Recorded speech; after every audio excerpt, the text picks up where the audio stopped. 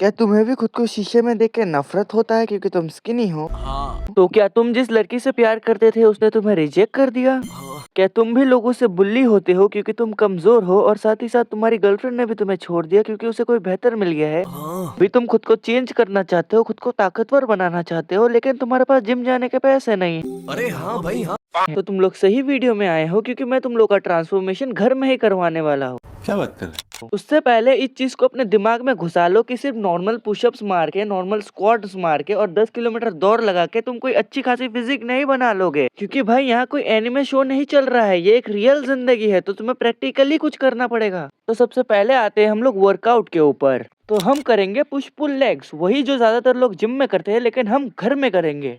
Monday को push, Tuesday को पुल, Wednesday को लेग, फिर से पुश पुल लेग और संडे को हम लेंगे रेस्ट। उसके बाद फिर से रिपीट। पहले पुश डे में आते हैं चेस्ट, शोल्डर और ट्राइसेप्स। चेस्ट के लिए तुम्हें मिलेगा नॉर्मल पुशअप्स, इंक्लाइन पुशअप्स और डिक्लाइन पुशअप्स।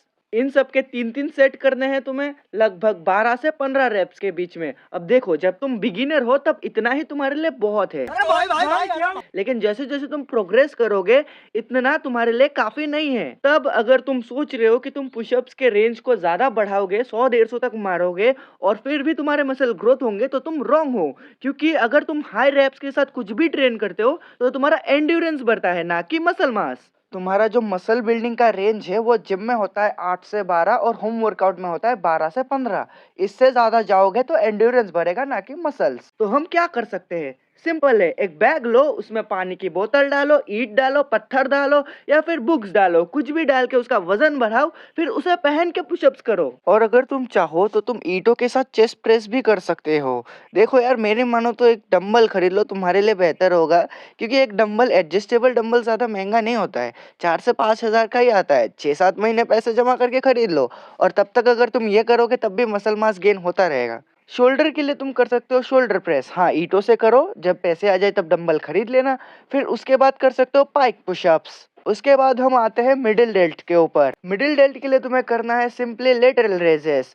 देखो, लेटरल रेजेस एक ऐसा एक्सरसाइज है जिसे अगर तुम कम वेट के साथ भी करते हो तब भी बहुत फील होता है, इसीलिए जब तुम ईंटों का इस्तेमाल करोगे तब भी तुम्हें बहुत मुश्किल होने वाली है। तो बिगिनिंग के लिए 3 से 4 केजी जो एक ब्रिक्स का वेट होता है वो भी काफी है तुम्हारे शोल्डर्स के लिए। अब आते हैं हम लोग ट्राइसेप्स के ऊपर। ट्राइसेप्स के लिए तुम्हें करना है डिप्स। डिप्स तुम्हारे ट्राइसेप्स के साथ साथ थोड़ा बहुत चेस्ट भी टारगेट करता है। नेक्स्ट एक्सरसाइज है स्कल क्रशर। देखो, स्कल क्रशर भी जब तुम ईंटों से करोगे तब भी तुम्हें बहुत ज्यादा फील होगा, क्योंकि स्कल क्रशर भी लेटरल रेजेस की तरह ही है, बहुत कम वेट से भी बहुत फील होता है। अब आते हैं पुल डे के ऊपर, यानी बैक और बाइसेप्स। इसका सिंपल है, पुल अप मारो, एक पुल अप तुम्हारे पूरा बैक को ट्रेन कर देगा। फिर भी अगर तुम डंबल खरीदोगे तो तुम और भी एक्सरसाइज कर पाओगे बैक के लिए, जैसे रोइंग और भी वगैरह वगैरह, मैं तुम्हें अगले वीडियो में बता दूंगा। तो अब आते हैं हम लोग बाइसेप्स के ऊपर। देखो, बाइसेप्स का सिंपल है, कोई सा भी एक बैग लो, उसमें ईंट पत्थर जो भी भरना है भरो, हैवी चीज, और फिर उससे बाइसेप कर्ल करो। सिंपल है, एक बाइसेप कर्ल करो, एक हैमर कर्ल करो, बस काफी है। बाइसेप कर्ल और हैमर कर्ल में बस इतना ही फर्क है कि बाइसेप कर्ल में तुम्हारे हाथ सीधे होते हैं और हैमर कर्ल में तुम्हारे हाथ थोड़े स्लाइटली बेंड होते हैं, यानी जब तुम हैमर मारते हो तब तुम्हारा हाथ जैसा होता है वैसा ही।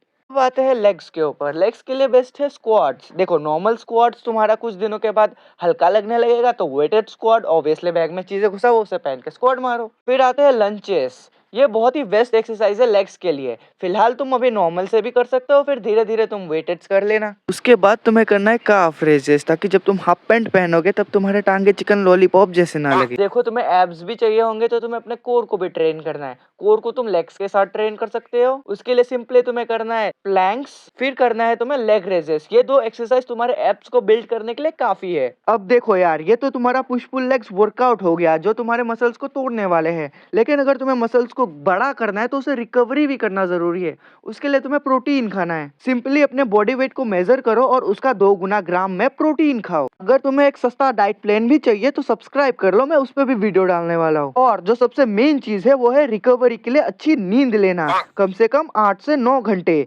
देखो, अगर तुम्हारे पास टाइम नहीं है तो तुम 7 घंटे भी सो सकते हो, लेकिन उससे कम भूल जाओ। अभी जो तुम्हारा नेक्स्ट स्टेप है वो ये है कि मैंने जो कहा है उसको करो और फिर 5 से 6 महीने पैसे बचाओ और फिर उससे एक डंबल खरीदो, ठीक है? अगला वीडियो में मैं उसी पे डालने वाला हूँ कि डंबल से तुम कैसे एक अच्छी खासी बॉडी बना लोगे, पक्का बना लोगे यार।